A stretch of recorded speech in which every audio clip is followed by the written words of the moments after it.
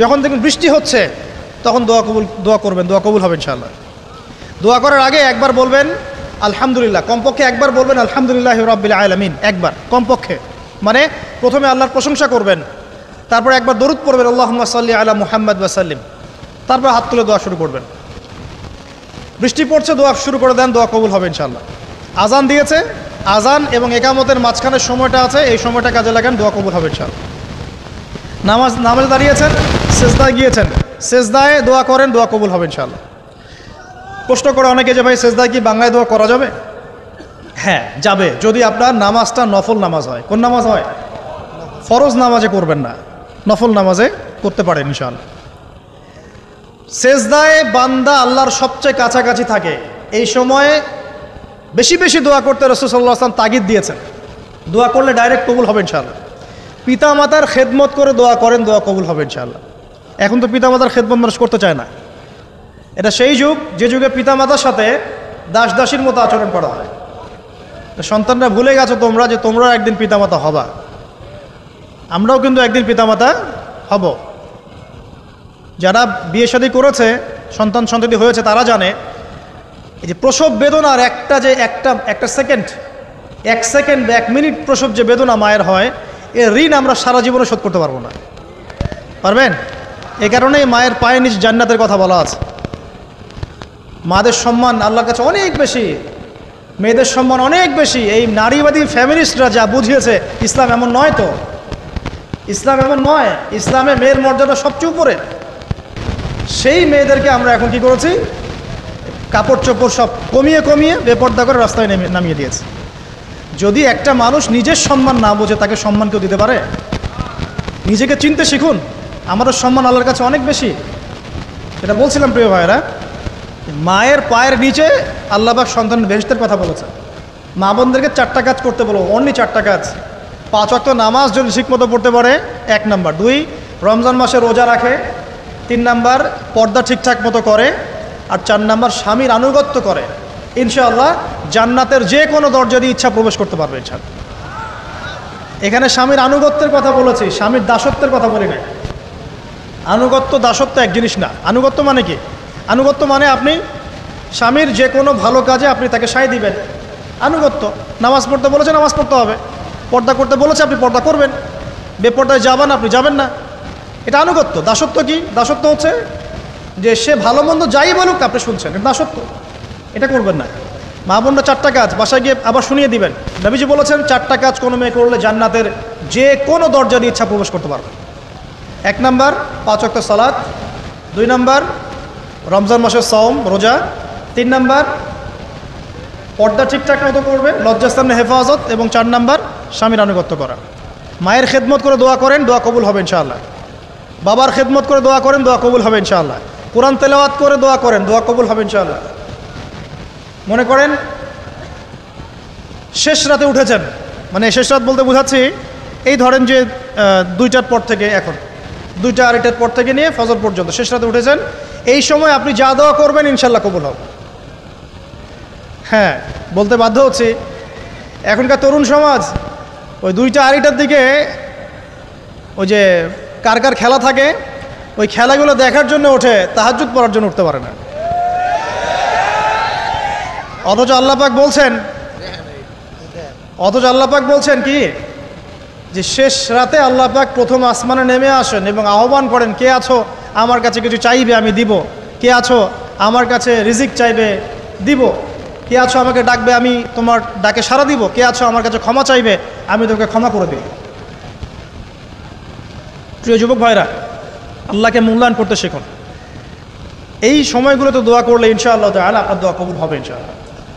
সবচেয়ে ইম্পর্টেন্ট হচ্ছে একটা, যেটা আমরা প্রত্যেক দিন পড়ি, প্রায় 17 রাকাত নামাজ পড়ি আমরা, ফরজ নামাজ। শুধু ফরজ নামাজের কথাই বলছি। এখানে আপনি 34টা সেজদা করেন। 17 রাকাত ফরজ, 34টা সেজদা করেন। প্রত্যেক সেজদায় যদি একটা করে দোয়া করতে পারেন ইনশাআল্লাহ আল্লাহ আপনার দোয়া কবুল করবেন। দোয়া কবুল করার কিছু জায়গা বলে দিলাম। বেশি বেশি দোয়া করতে হবে। আমরা উম্মার অবস্থাগুলোকে বুঝতে শিখব। এখানে এই 3 ব্যক্তি, এটা বলে আমি শেষের দিকে যাচ্ছি, একটু ধৈর্য ধরেন। এই 3 ব্যক্তি পড়ে গেছে গুহার মধ্যে। আমি বলছিলাম জেনা ছেড়ে দিলে তোমার দোয়া আল্লাহ পাক ডাইরেক্ট কবুল করবে ইনশাআল্লাহ। কিভাবে? এই দলিল দিচ্ছিলাম যে তারা বলছে আমাদের তো কোনো, আমাদের নেক আমল যা আছে এটা দিয়ে দোয়া করতে হবে, কোনো অপশন তো নাই বের হওয়ার। একজন বলছে যে আল্লাহ আমি আমার পিতামাতার খেদমত করতাম, মাকে দুধ পান না করিয়ে কখনো দুধ পান করি নাই, আল্লাহ এই কাজটা যদি তোমার কাছে ভালো লেগে থাকে আজকে আমাকে এই বিপদ থেকে উদ্ধার করো। এই দোয়া করার সাথে সাথেই এই গুহা থেকে পাথরটা একটু সরে গেল এভাবে।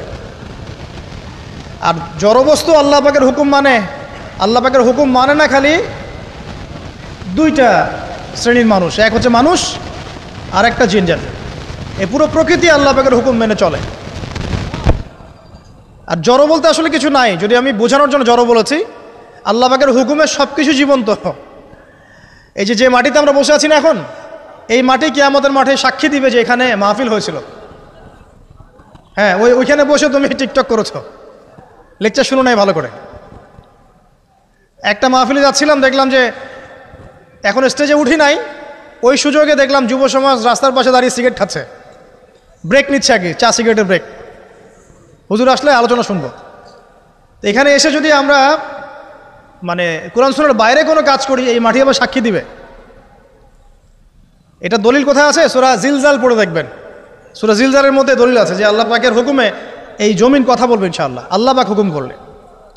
জি, তো একটু সরে গেল ওই পাথর। তারপরের ব্যক্তি দোয়া করছে, আল্লাহ আমার একজন কাজের লোক ছিল, সেই কাজের লোক কিছু টাকা পেত, টাকা না নিয়ে বেচারা চলে গেছে, আমি ওই টাকা দিয়ে কিছু পশু কিনেছি, এই পশুগুলো কিনে আমি পালন করেছি, অনেক দিন পর সেই ব্যক্তি এসেছে আমার টাকা দাও।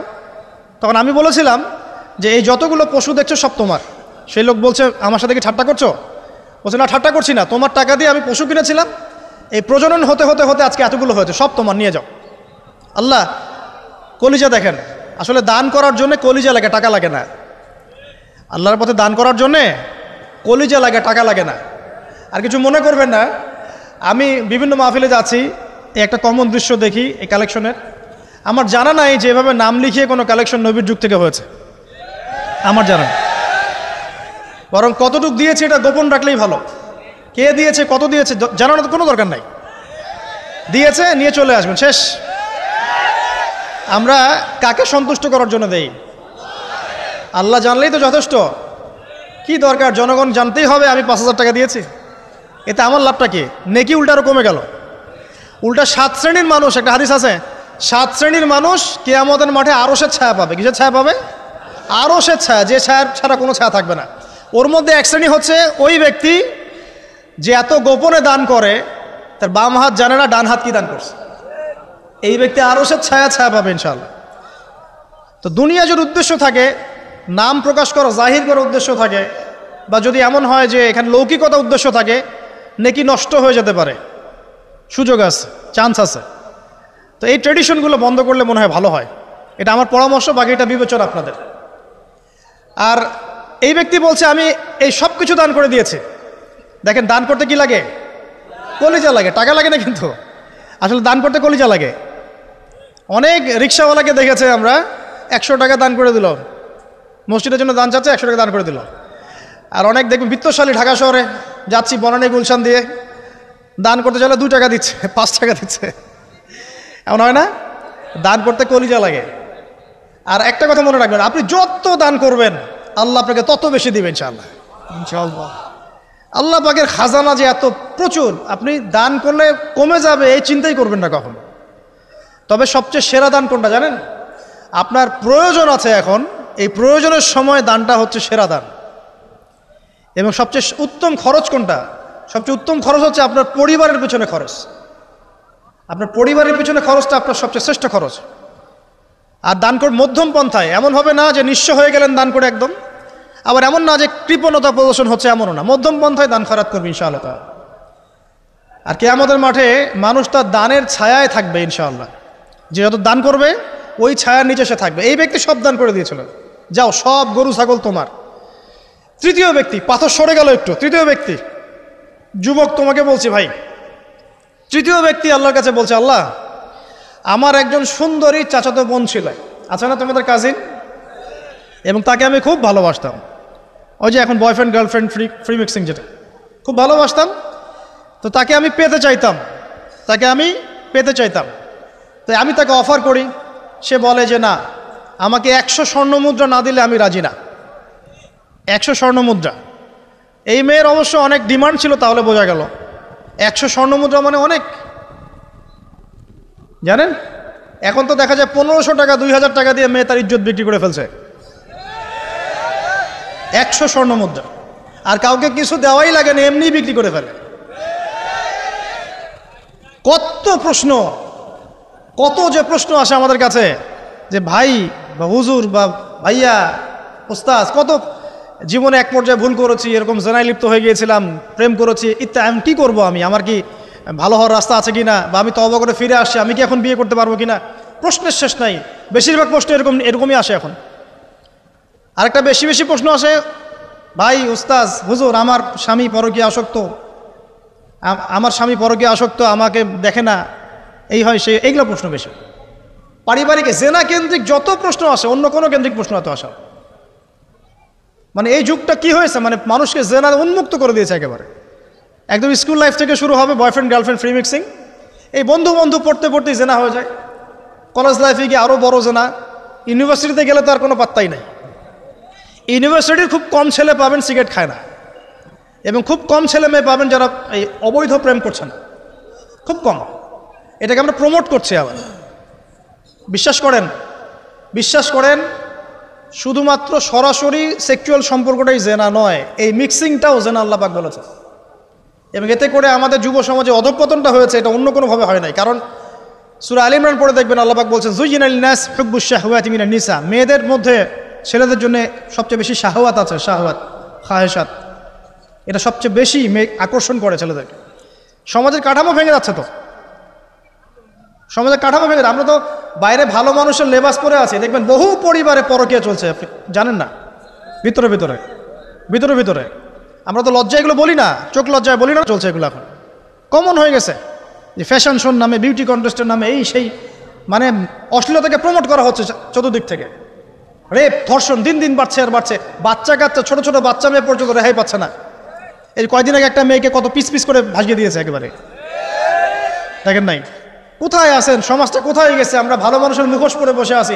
একটা মাহফিল করে কি সব হবে? কনস্ট্রাকটিভ কাজ করতে হবে। তারুণ্যের এই শক্তিটাকে আল্লাহর জমিনে দিনের প্রচার প্রসার প্রতিষ্ঠার কাজে ব্যয় করতে হবে। যতক্ষণ পর্যন্ত আমরা এরকম ভালো মানুষের লেবাস সাজে বসে থাকবো না, আমার ঘরেও ফেতনা ঢুকে আসবে, টের পাবেন না। যখন ফেতনা ছড়িয়ে পড়ে ওটাকে দমন করতে হয়। দমন না করলে ওইটা আমার ঘরেও ঢুকবে তো এক সময়, আমি একা ভালো থাকতে পারবো না তো। আরে দমন করার ক্ষমতা আল্লাহ পাক যাদেরকে দিয়েছেন তাদের উপর অবশ্য ওয়াজিব হয়ে গেছে এগুলো দমন করা। এখন তাদের উপর একটা ফরজ ওয়াজিব হয়ে গেছে দমন করা এগুলা, নাহলে আল্লাহ পাক কঠিন শাস্তির সম্মুখীন করবেন। একটা হাদিস বলে সামনে যাই, শেষ করে গুটিয়ে নিচ্ছি। নবীজি বলছেন একদিন ঘুম থেকে উঠে চোখ ঘষতে করছে লা ইলাহা ইল্লাল্লাহ, আল্লাহ লা ইলাহা ইল্লাল্লাহ। তার স্ত্রী সামনে যায়নাব বিনতে জাহাশ রাদিয়াল্লাহু আনহা, তিনি বলছেন ইয়া রাসূলুল্লাহ, কি হয়েছে, সমস্যা কি? নবীজি বলছেন ওয়াইলুল লিল আরব, আরবদের জন্য ধ্বংস, আরবদের জন্য ধ্বংস। মিন শাররি কাদ ইখতারাব, কি ভয়ঙ্কর ফিতনা ধেয়ে আসছে। তখন তার স্ত্রী বলছেন ইয়া রাসূলুল্লাহ আনুহলিকু ওয়া ফিনা সালিহুন, আমাদের মধ্যে সৎ মানুষ ভালো মানুষ থাকা অবস্থাতেও কি আমরা ধ্বংস হয়ে যাব? নবীজি বলছেন বালা, অবশ্যই, নাম, হ্যাঁ অবশ্যই ধ্বংস হবে। ইযা কাসরাতুল খাবাস, যখন সমাজের মধ্যে অশ্লীলতাকে ছড়িয়ে পড়া হবে। যখন সমাজের মধ্যে অশ্লীলতা বেহায়াপনা ছড়িয়ে পড়বে, আলেম জালেম সব ধ্বংস হয়ে যাবে। এই সময় এখন আসে নাই? আসে নাই? হারাম, একটা সামান্য একটা হারাম ঠুনকো একটা খেলাকে নিয়ে সারা বিশ্ব কি করতেছে দেখেন নাই? কি পাগল হয়ে গেছে একেবারে, কি অবস্থা মানুষের মধ্যে।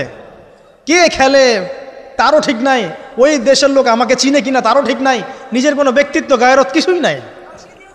আশ্চর্য একটা জাতি আমরা। কে খেলছে? ভাবখানা এমন যে আমরা মনে হয় যুদ্ধ করে কাফেরদের সাথে দ্বীন ইসলাম কায়েম করে ফেলছে, একদম ভাবখানা। অথচ এগুলো তৈরি করা হয় কি জন্য? যাতে মুসলিম জাতি একদিকে ফোকাস করে থাকে, অন্যদিকে ওরা তাদের উদ্দেশ্য সাধন করবে। সারা ওয়ার্ল্ডের চেহারা একদিকে ফিরাইছে, এদিকে দেখো, এই যে খেলা দেখো, আর বাকি পিছনে যে কাজগুলা ঠিকই করছে ওরা। দেখবে কি কাজ করছে কয়দিন পরে দেখতে পারবেন। পাবলিকলি আমি বললাম না, কারণ বললে সব বুঝবেন না আপনারা, আর সব জায়গায় সব কিছু বলতে নাই। ওদের উদ্দেশ্য ওরা কখনো ভুলে যায় নাই। ওরা চাচ্ছে সারা বিশ্বটাকে শাসন করতে এবং মুসলিমদেরকে দমন করতে, এবং আপনাকে খেলতামাশায় ব্যস্ত রেখেছে। লাচো এখন যুবকদের কোনো হিতাহিত জ্ঞান পর্যন্ত চলে গেছে এখন। হিতাহিত জ্ঞান, তোমাকে এইভাবে চুল কাটতে কে বলছে? তোমাকে এইভাবে চুল কাটতে কে বলছে? এদিকে একদম ছিলে রেখে দিছো, এখানে মাঝখানে উঁচা একটা ময়ূরের মতো রেখে দিছো, মানে এভাবে চুল কাটতে তোমাকে কে বলছে? কে তোমাকে মেসির ফলো করতে বলছে? তোমার জন্য রাসূল সাল্লাল্লাহু আলাইহি ওয়াসাল্লামের বাবরি চুলের সুন্নত নাই? আজীব একটা ব্যাপার। দাড়ি রাখছো, বিরাট কোহলির মতো দাড়ি রাখছো, কেন? রাসূল সাল্লাল্লাহু আলাইহি ওয়াসাল্লামের মতো ছাড়া দাড়ি রাখতে পারো না? আশ্চর্য। আমাদের আদর্শ চিন্তা হবে না? নবী সাল্লাল্লাহু আলাইহি ওয়াসাল্লামের মতো এত সুদর্শন হ্যান্ডসাম মানুষ থাকতে আমি কাকে ফলো করব? যুবকদের পুরো মাথাটাকে ব্রেইন ওয়াশ করে ফেলা হয়েছে, কারণ ওরা জানে খুব ভালো করেই যুবকরা যদি আল্লাহর পথে ফিরে আসে ওদের সমস্যা আছে, সমস্যা। এই কারণে তোমাদেরকে ভুলিয়ে রাখা হচ্ছে। নিজের জীবনের মূল্য দিতে শেখে। আল্লাহ রাব্বুল আলামিন তোমাকে আমাকে সৃষ্টি করেছেন, আল্লাহ পাক আমাদের হাতে এই দিনের বিজয় দেখতে চান। আল্লাহ পাক চান যেন আমরা আল্লাহর দিনটাকে পালন করি, প্রসার ঘটাই। ইনশাআল্লাহ এক সময় দিন প্রতিষ্ঠা হবে ইনশাআল্লাহ। আমরা যদি খেলতামাশায় মত্ত থাকি তাহলে দিনের প্রচার কে করবে? প্রসার কে করবে? আর সব কি ওলামায়ে কেরামের দায়িত্ব? সাধারণ মানুষের কোনো দায়িত্ব নাই? সবাই এখন এই যে ডক্টর হতে চান, ইঞ্জিনিয়ার হতে চান, ভালো কথা, হন। এবং সবসময় দেখা যায় আলেম ওলামাদের সবার ভুল ধরার চেষ্টা করতে থাকেন। আপনি নিজে আলেম হচ্ছেন না কেন? তাহলে আপনি নিজে আলেম হন না কেন? নিজে একজন মুফতি হচ্ছেন না কেন? নিজে একজন মুহাদ্দিস হচ্ছেন না কেন? এতই যদি ভুল ধরতে পারেন অনলাইনে, আপনি নিজে একজন আলেম হয়ে দেখান না কেন? তারপর দুটো কথা বলেন যাদের সামনে, দেখেন মানুষ কীভাবে রিসিভ করে। কত সহজ এই কাজটা। নিজে কিছু করছেন না, সারাদিন মানুষের পিছনে লেগে আছে। দেখবেন কিছু মানুষ আছে এই মুসলিম সমাজের মধ্যেই, আমি তো লম্বা করে ফেলছি হয়তো বা, মুসলিম সমাজের মধ্যেই কিছু মানুষ ইসলামের লেবাস পোশাক পরেই আছে, কিন্তু এরা মুসলিমদেরকে ছোটোখাটো বিষয়ে ব্যস্ত রেখেছে। হাত বাঁধা, রফুলিয়া দেন, জোরে আমিন, পায়ে পা, এই কিছু সিলি বিষয়ের জন্য বলছি যে বড় বড় বিষয়গুলো বাদ দিয়ে ছোটোখাটো বিষয়গুলো কিনে উম্মাকে ইখতিলাফে ব্যস্ত রেখে দিয়েছে। ভাবখানে এমন যেন ইসলামের সব বিষয় প্রতিষ্ঠা হয়ে গেছে, এখন এই 4টা বিষয় বাকি আছে। ভাবখানে এমন, অথচ সারা ওয়ার্ল্ডের মধ্যে ইসলাম আস্তে আস্তে সংকুচিত হয়ে গেছে। আমরা কবে স্মার্ট হব? প্রিয় ভাইরা, মনে রাখবেন আমরা সবাই মিলেই মুসলিম জাতি। পলিটিক্যাল লিডার্স আছেন, প্রশাসনের লোক আছেন, আমাদের যুবক যুবতী, তরুণ তরুণী, সবাই মিলেই আমরা এই উম্মা জাতি। আমরা কেউ কারো শত্রু নই, কেউ কারো দুশ্মন নই। সবার মধ্যে ভালো কিছু পাবেন, ভালো নিয়ে নেন, খারাপটা ছেড়ে দেন। উম্মাকে ঐক্যবদ্ধ করার চেষ্টা করেন। এই ছোটোখাটো বিষয়গুলোকে ইখতিলাফ বন্ধ করেন, আল্লাহর ওয়াস্তে বন্ধ করেন। বড় বড় বিষয়গুলোর দিকে ফোকাস করেন। তরুণদেরকে শিক্ষিত করেন, আদর্শ পরিবার করেন, শিক্ষা অর্জন করেন, জ্ঞান অর্জন করেন, বড় আলেম স্কলার হন, বিশ্বকে নেতৃত্ব দেন। পলিটিক্স করলে ভালো করে করেন, যাতে করে আপনার দ্বারা দুনিয়ার দিনের খেদমত হয়, আলহামদুলিল্লাহ। ইকোনমিক্স হলে ভালো করে হন, বিজ্ঞানী হলে বড় বিজ্ঞানী হন, মানে আপনি বড় স্বপ্ন দেখেন। ইয়াং জেনারেশনকে নিয়ে আসেন ইসলামের দিকে, তাদের দ্বারা ইনশাআল্লাহ ইসলামের বিজয় হবে। ওই যুবক বলছে, আল্লাহ আমার এই চাচাতো বোনকে পেতে চাইতাম, সে 100 স্বর্ণমুদ্রা চেয়েছে। 100 স্বর্ণমুদ্রা সে বহুত কষ্ট করে অর্জন করে শেষমেশ ওকে দিল। দেওয়ার পর বলছে এখন আমাকে দাও। এখন সে প্রস্তুত, শুরু করবে, মানে দুজন কাছাকাছি এসে গেছে, এবার সেক্সুয়াল সম্পর্ক শুরু হবে কেবল। এই হওয়ার সময় এই মেয়ে বলে বসছে যে হে আল্লাহর বান্দা, আমি আমার সতীত্ব এতদিন পর্যন্ত হেফাজত করেছি, আল্লাহর দোহাই লাগে আমার সতীত্বটা নষ্ট করো না। কে বলছে? এই মেয়েটা বলছে। এবার এই ছেলে তাৎক্ষণিক সেখান থেকে উঠে গেল। হাদিসে এমন শব্দ এসেছে যে সেই ছেলে ওই মেয়ের মানে মাঝখানে বসে পড়েছে আর কি। ওখান থেকে সে উঠে গেল, উঠে স্বর্ণমুদ্রাও নিল না, স্বর্ণমুদ্রা রেখে দিয়ে সে আল্লাহর ভয় সেখান থেকে উঠে চলে আসলো, জেনা করলো না। সে বলছে, আল্লাহ ওই কাজটা যদি আমি তোমার ভয়ে করে থাকি, তুমি যদি জানো, আজকে এই পাথরটা এখান থেকে সরিয়ে দাও আল্লাহ। আল্লাহ পাক সেই পাথরটা পুরো সরিয়ে দিলেন এখান থেকে। চাক্ষুষ মৃত্যুর হাত থেকে আল্লাহ পাক বাঁচালেন কোন ওসিলায়? জেনা থেকে দূরে থাকার ওসিলায়।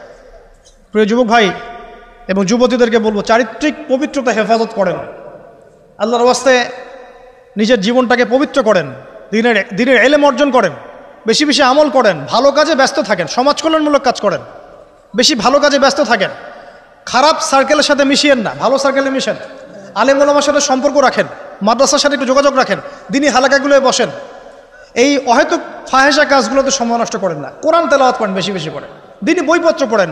এই যে ভ্রাম্যমান লাইব্রেরিগুলো আছে না, বই পড়েন, আমি বলছি না শুধু ইসলামিক বই পড়তে হবে আপনাকে, আপনি অর্থনীতির বই পড়েন, সমাজবিজ্ঞানের বই পড়েন, রাষ্ট্রবিজ্ঞানের বই পড়েন, জিওপলিটিক্যাল বইগুলো পড়েন, কোরআন সুন্নাহ তো পড়বেনই, শিক্ষিত হন ইনশাআল্লাহ তাআলা। আজ হোক আর কাল হোক আমরা বিশ্বাসী ওই যে যুগটা ছিল, যে যুগে মুসলিমরা সারা বিশ্ব দাপটের সাথে দাপিয়ে বেরিয়েছে আর কি, প্রত্যেকটা ডিপার্টমেন্ট মুসলিমরা রুল করেছে, ইনশাআল্লাহ আবারও সেই সময় ফিরে আসবে ইনশাআল্লাহ। আমরা বিশ্বাস করি আল্লাহ রাব্বুল আলামিন তার রাসূলের মাধ্যমে জানিয়েছেন যে ফিতনাময় এই পরিবেশটা চিরস্থায়ী হবে না। এখন হয়তো ফিতনা চলছে, কিন্তু এরপরে আসবে ইনশাআল্লাহ তাআলা আল মাহদির যুগ। কার যুগ? ইমামুল মাহদির যুগ আসবে ইনশাআল্লাহ। তারপরে ঈসা ইবনে মারইয়ামকে আল্লাহ পাক পাঠাবেন এবং যত দুশমন আছে ইসলামের সবার সাথে সরাসরি ব্যাটল হবে, হাদিসে বলা আছে, কিছু করার নাই। এবং সেই যুদ্ধগুলোতে মুসলিমরা জিতবে ইনশাআল্লাহ। তারপরে সারা বিশ্বে ইসলামী খেলাফা কায়েম হবে ওই জেরুজালেম থেকে ইনশাআল্লাহ আযজা ওয়া জাল। আমরা দোয়া করি আল্লাহ রাব্বুল আলামিন আমাদের যুব সমাজকে যেন কবুল করে নেন, আমিন, এবং তাদেরকে এই জাগতিক ফিতনাগুলো থেকে আল্লাহ পাক হেফাজত করুন। আমাদের সতীত্ব, পবিত্রতা, চরিত্রের সৌন্দর্য আল্লাহ পাক যেন অটুট রাখে, জেনা থেকে আল্লাহ পাক যেন বাঁচিয়ে রাখে। আল্লাহ পাক আমাদের সবাইকে দিনের এলেম অর্জন করে তৌফিক দান করেন, জীবন সম্পর্কে সচেতন হওয়ার তৌফিক দান করেন, সময়কে মূল্যায়নের তৌফিক দান করেন, খাস পর্দায় থাকার তৌফিক দান করেন মা বোনদেরকে, এবং আমাদের মধ্যে উম্মার ঐক্যের জন্য কাজ করার তৌফিক আল্লাহ পাক সবাইকে দান করেন, আমিন।